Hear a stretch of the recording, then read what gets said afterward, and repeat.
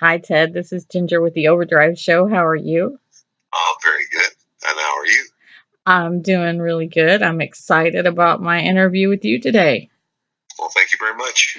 It's kind of cool because I grew up in the 80s, so even though I'm not a wrestling person, I knew who you were. Okay.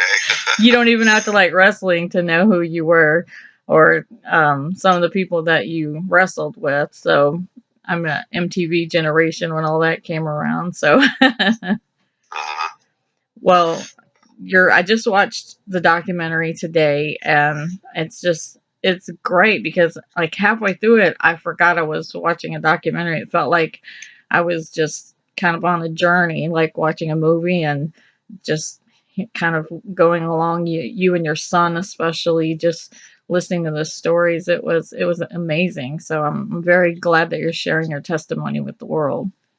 Thank you very much. So, I mean, I have a million questions. My son was like, was Andre the Giant really cool? Or I gotta know. Like, my son's 23 and he's like this huge Andre the Giant fan. Well, yeah, and Andre. I mean, I actually met Andre when I was still in college,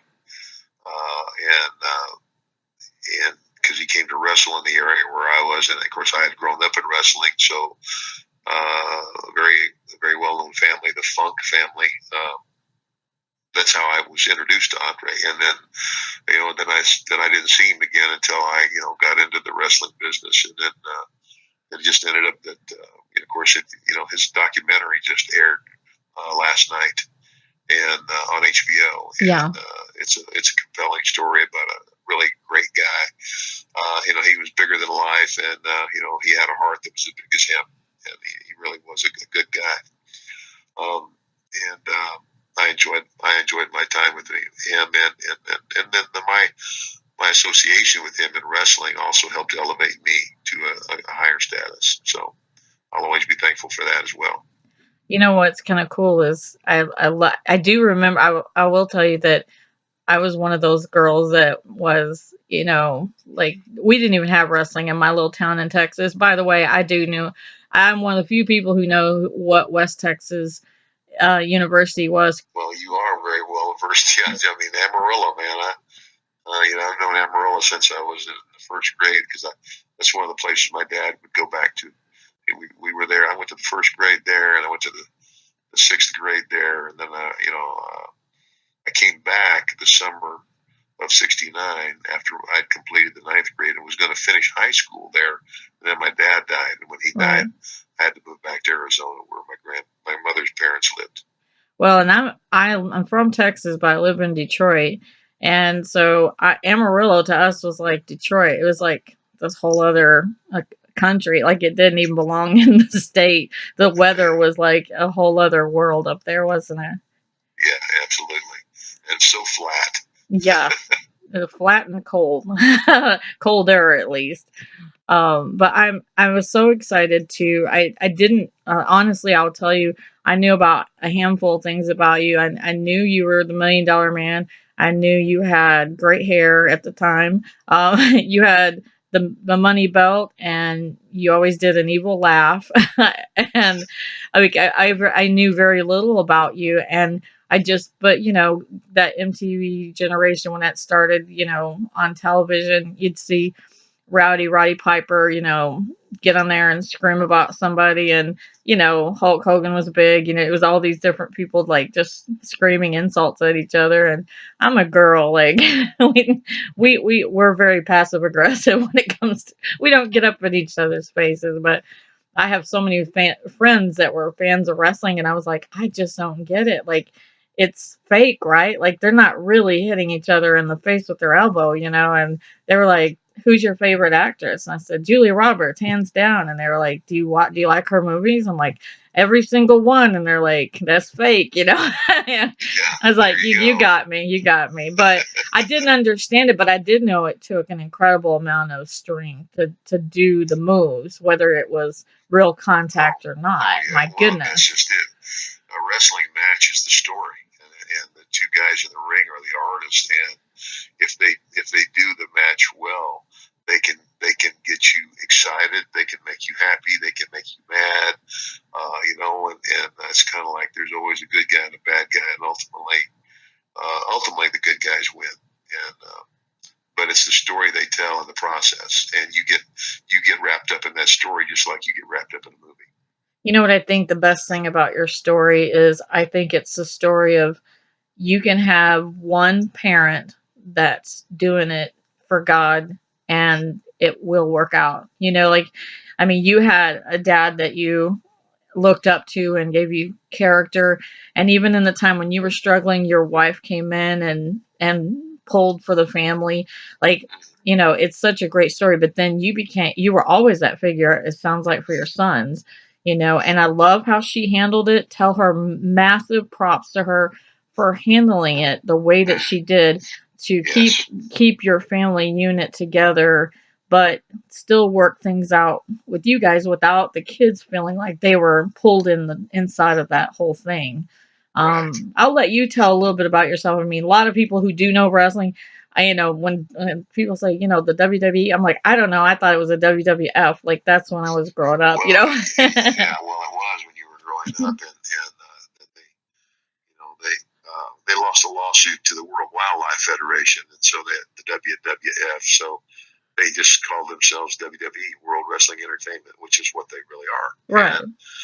But I grew up in the wrestling business. My stepfather was a wrestler and also a good man with good principles, and he taught those principles to me. And when he died, I'd lost my hero, but I stuck by, and I tried to continue.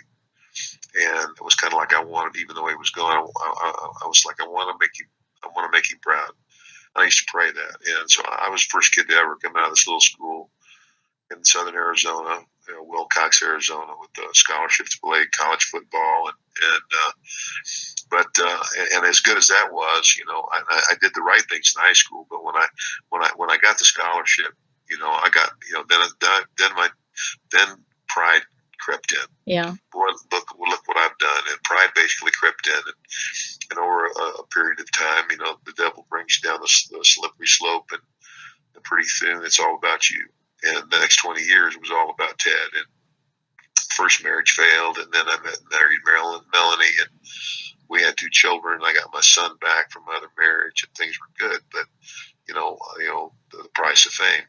You're traveling all the time. You're on the road, and it looks glamorous. But the people who see you in that Coliseum, they don't see you go back to an empty hotel room with 4 walls and a television, and you do that every night for 3 weeks. You don't see your family, and that becomes a very lonely place. So, everything has a price, as somebody said.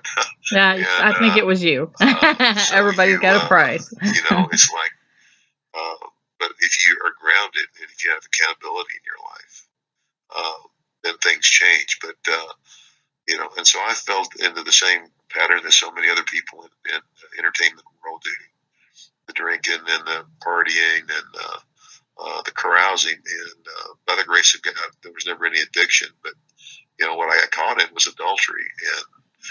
And Bible says whatever we do in darkness will be revealed in the light. Yeah. And when it is, you see it, and you see yourself for who you really are, and it's ugly. And and here I am at the top of the world, at the top of my game.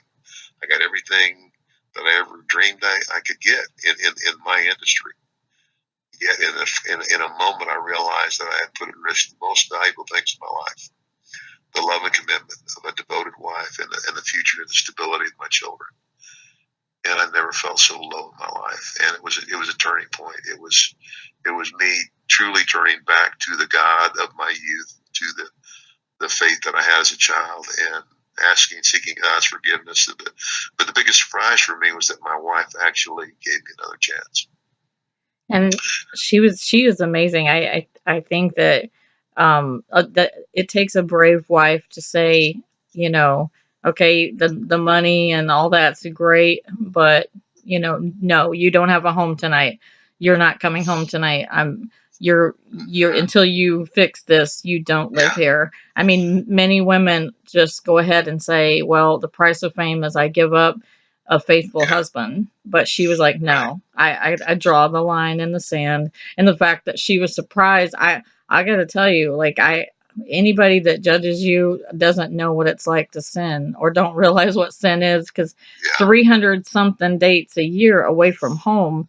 I Yeah. mean, Yeah. that's a playground for the devil, and Yeah, absolutely. it's hard. But again, my wife was. She'll tell you it's like everybody goes, well, she's a real hero. She goes, do not call me a hero. She goes because as much as Ted struggled, I struggled Yeah. because I didn't. She said she'll tell you I didn't want to do the right thing. But she said because she wanted to be obedient. She told me I want to be obedient to the still small voice in my heart that for whatever reasons tell me give you another chance. I'm going to try. She goes, I might not make it. She was very honest. And she also said, in spite of what you've done to me, you're a great dad, and I don't want to destroy that. So these kids don't know about this until they're old enough to understand it, which is another thing that was great wisdom, because so many people that get in trouble like that, they use their kids as pawns in the fight. And And they're that's so the not ready to hear worst. it. Yeah, that's the worst thing you can do. But my boys never knew until they were old enough. And the first time they ever heard it was with me sharing a testimony from the church. Wow. And God has been very good. And today, I'm still very much in love with my wife. We're happier now than we've ever been. And my children are grown, and I'm a grandfather, and loving life and Ted serving God. and Ted Jr. had his little boy in there, and him putting on some, wrestling, get up, and I forget what he said his character was, but he was cracking me up. He was so Yeah, cute. I mean, now you get to enter this other phase of life with your wife and with your sons and your grandkids. It's generations right, can go either way. Had you and your wife together both not made the commitment to, because it took both of you. right, You had as hard a road as she did to come back to where you both right, needed to be. right. And if you had not worked it out, like your grandkids and your great grandkids and forever generations won't know that stability like you knew with your dad. That Yeah, you saw that's what it came back to when the rubber hit the road. That's where you went back to, is what you were right. taught by him. And Yeah, that the story with your sons and the documentary is beautiful. I recommend everybody download it, buy it, rent it, whatever, because it's so powerful, and it's not like a documentary that's boring. It's one where you just think, I think everyone has this, like, it's very transparent. yeah, he didn't hold It's back. like it's taken off the gloves and going. I buried my soul to the world, and I said, that's hard for a lot of guys to do because so many guys are just very prideful. But yeah, it is available. It's you can download it on iTunes, and you can get it on Amazon. And this week, it's available on DVD in Walmarts all over the country. So what is it that I mean, I know you've been telling your testimony in churches and like schools and different places, but what was it that made you want to do a documentary? Uh, Actually, the documentary was not my idea. The guy who produced it and filmed it all, Pete Fierro, had come to me several years ago to do a favor for a friend and do what we call in the wrestling business a shoot interview, meaning we're going to ask you real questions about your real life. Well, when you start asking me real questions about my real life, I'm going to start telling you what God has done in my life. Yeah. And Pete, in his own words at the time, was the somewhat backslidden son of a minister. And so Oh. my story just got all over him. That God, his timing's perfect. And so, my story kind of turned Pete's life back around. And Pete came to me one day and he said, "You know what? You've written a book about your life. You have CDs out there with your testimony on it, but I would like to tell your story in film." He says, "I document weddings and I do wedding photography," but I've never done a project like this. And I'll be honest with you, at the beginning, I said, "Sure, if you want to do it, great. I'd be happy to." But we never envisioned it going to be a Fathom event, and then to be sold all over the country. We thought we'd probably do it locally, and it just got bigger than we imagined. And it's so great. Your son, Ted Jr., did such a great job. Um, in the documentary, he was also transparent about his feelings growing up about you as, as your son, but also like what it means to him now to be a father, and his journey, and just he's such a, I mean, well, your sons in general are such solid young men, and it's because of the work of you and your wife, and because you're both willing to commit to whatever God laid in front of you, however to get that train back on the track, and it's so, I think that people don't realize what an illusion, the name of the documentary is A Price of Fame, and people think they're just willing to pay anything, and that's easy for you to say until you lose what you don't realize means the most. You think the power and the everybody Right. knowing who you are, and having the money and all that's what you're excited about, but if you have to give up your family Well, life yeah, and all of and your health, and yeah, I don't know yeah. how you guys don't all have like massive injuries, like head issues and all kinds of stuff from all of the, even though it's not all real jabs, I know you got to connect accidentally a lot. I mean, I can't imagine how you guys don't have more injuries. And guys do get hurt, and we're starting to find out that some guys have had some, you know, I don't know if some of the guys are, I didn't do crazy stuff, but a lot of the stuff you do are things that you bring on yourself. It's like the promotion itself would never ask you to, like, you know, let somebody just hit you in the head with a chair. But Yeah. there are guys that'll do Oh that, yeah. and they think they're being tough, and what they're doing is But that's another story. But no, we get hurt. We get hurt because you can't do what we do for as many nights as we do it and not have some injury. But I've actually done pretty well. I've had both my knees replaced, and I've had a couple of surgeries on my neck to take a couple of discs out. But other than that, I'm pretty healthy. I'm doing good.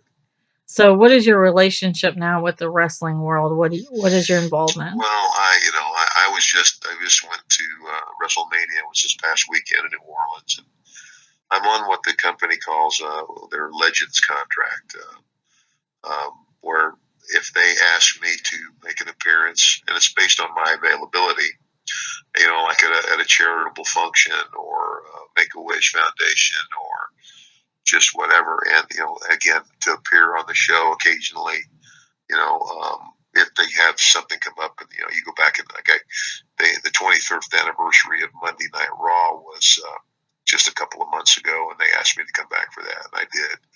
So so I still have a relationship with them, but I don't work for them. Yeah. And I think what's great about the transparency you had is you said in one part of the documentary that it you did have that moment of like it hit you to your knees, but you didn't change everything right away. Like you still slipped up, and then it was a journey Yeah, to repair all right. that. And everybody acts like sometimes when you have I wish I had a story like yours. That sounds terrible to say, but like I grew up with a really solid single Christian mom that I never really had a before and after story. Mine, was raised in church, and I, I really didn't get away from it, and Right. I I didn't have like an addiction. I'm grateful for that, but at the same time, like there's times where I think I wish I knew that, like never had this big aha, moment. Mine were like little And I would ahas be along grateful for life. that. Yeah. I wish I had never had to have that big moment. But you know what? It's we're all different, and God. The Bible tells us that He knows the end from the beginning, and He knows what we're going to go through. And if we trust Him, He'll carry us through. And that brokenness that you had, that is the most uncanny, the most broken I've ever been, is the closest I've ever felt to God, and the most life changing things I've learned. I'm grateful for you to share all the aspects of it, because it can't be easy. I know the Bible says pride comes before a fall, and and that fall, the higher you are, $1 million right, man puffing on your chest and having an evil laugh and throwing money around, that's a long place to fall from. So that right. when you hit the ground, it's a lot harder thud than Mm-hmm, if you just kind of slipped up and spent too right, much money last week. I mean, it's a really big, it's a big place to come from. It takes a lot of courage. To me, I applaud your courage to be that transparent, because there's so many people out there. It may not be infidelity, or it may not be drugs, but it may be something else that has caused them to, you mm-hmm, know, get let pride or let other things become like a god in their life before their God. And I know your story impacts so many people. Is there any special, like unexpected, like, story of anybody who's come up to you after you told your testimony and you thought, how did that reach them, like uncanny experience like that? well, there's the one incident that I remember is I spoke at a small church in London, Ontario, Canada. There were only about 20 people there, so I was a little, like, golly, just 20 people. There's a lot of But I eyes looking at shared, and, you. and so gave a, I gave an invitation, and one young man came up, one teenager, and I prayed with him there, and then I greeted the other people, and he just waited till everybody left. And it was just him and me. And he said, I just wanted you to know, Ted, that you saved my life tonight. I said, what? He said, well, when I left home, I was looking for a place to commit suicide. Oh my goodness. And he said, I drove by this church and I saw your name on the billboard. And I was always a wrestling fan, so I was compelled to come in. And quite frankly, when you started preaching, I thought I was just going to get up and leave. And he said, but for some reason, I just couldn't get out of my chair. And he said, your story, you saved me. And I said, son, I didn't save you. I said, you were saved tonight by God through Jesus Christ. And I said, not only saved you from death, but saved your eternally immortal soul. And I said, so that's who you think. I said, I'm just a messenger. And so that was one of those moments where God reminded me that, don't worry whether there's 10 people there or 10,000 people there. I'm going to put you where you need to be. And, And it's you like, needed to be it's just, there for that one yeah, person, for that one regardless person. if no one else even listened to you. That one person's life was changed for eternity. Wasn't just, I Yeah, mean, his earthly life was changed too. He didn't commit suicide, but on the other right. hand, he also has glory to look forward to when that does happen. And I'm so grateful for you, because I know that people who are huge wrestling fans are already impacted, and I hope this documentary just exponentially changes things for people who are, because people can look at it and go, well, then wrestling's a bad thing, and wrestling isn't a bad thing. Wrestling is fun, and I get the Again, hype and the fun. and fame is not a bad thing. It's what you do with it. And Yeah. again, it's kind of like I tell kids. I said, you may have grown up in a bad neighborhood. You may have grown up in a poor living situation. All these kids that their parents divorced, or somebody's an alcoholic, somebody's or whatever. I said, we can't choose our circumstances, but we all choose how we respond. Yeah. What are you going to do with the cards you've been dealt? Are you going to do your best to climb out of the hole? Or are you going to wallow in self-pity Play the victim. and Yeah. play the victim? So it's all about choices in Another our hero in life. your story is Mr. Santos, who didn't give up on you. You had a youth Yeah, youth pastor yeah, that was praying for you, and I love that he didn't preach at you. yeah, He just yeah, loved on you, and that was it. yeah, And yeah. that when And you it made needed all him, the difference. Yeah, that's what. made all the difference in the world. So I just want to just completely. I can't even explain. Like, I am so excited, and I don't get excited about wrestling, but this was exciting for me. It was exciting to watch the journey. I have so much admiration for your entire family. Tell your wife and your sons and everybody. I'm so happy for all of you. Um I pray John 3:30 becomes more and more a reality for all of you. because I think God has amazing things still ahead of you, even though it may feel like you've already lived a couple of lifetimes. Yeah. It's still, there's so much more ahead for Right. you. And how do people find it? Do you have like a website for your speaking and Heart of all that? David Ministry, .com, HOD, Heart of David. And as far as the price of fame, it's downloadable on iTunes and Amazon, and I believe it's this week. It came out on DVD It and came out, can be yep, found in on Walmart's Tuesday. all over the Yep. country. Yeah, Tuesday is available in Walmart on DVD, and you can order the DVD online. I noticed as well. So Yeah, I'm excited. Thank you so much for taking time and continue doing what you're doing because I mean you affected me, and I gotta tell you, I am seriously not a wrestling fan. I'm a fan of the people in wrestling. I was a huge fan of Andre the Giant and you and Roddy Piper and Hulk Hogan. I thought you all guys were really cool. I just didn't like wrestling in general, but I thought you guys were cool. I thought it was like, because it yeah, was bigger than life back in the 80s. It was so yeah, huge overnight. It was just yeah. big. And so I really did. I was excited to interview. And so for me to just be a humongous fan of this documentary, if you're anywhere close to, wrestling, you're going to be even more dumbfounded by the story. And it's just thank you for your transparency and your willingness to be a vessel for God, for Him to Thank, speak through you. And well, thank you very much, and thank you for giving me this time and helping us get the word out. And God bless you. absolutely, absolutely, thank you so much, and you have a blessed day.